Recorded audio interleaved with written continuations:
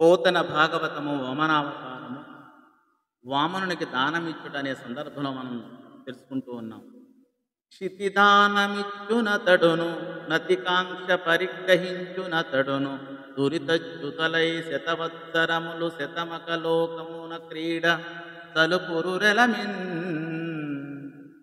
క్షితిదానమిచ్చునతడును నతికాంక్ష పరిగ్రహించునతడును దురితచ్యుతులై శతవత్సరములు శతమక లోకమున క్రీడ సలుపుదురెలమిన్.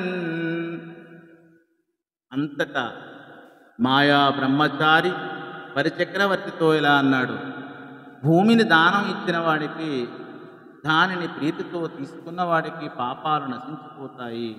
వారు సంతోషంగా 100 యాగాలు చేస్తే దక్కే స్వర్గలోకంలో 100 ఏండ్లు విహరిస్తారు అని ఈ పద్యభావం. అందుచేత ఏ దానమో భూదానానికి సమానం కాదు.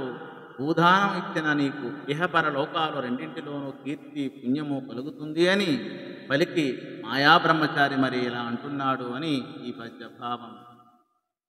ఇది ఏమి వేడిదని నీమది వగవక ధారపోయుమా, సత్యము పొదవగ కోరిన అర్థం విధి ఇచ్చుట ముజ్జగంబులిచ్చుట మాకున్.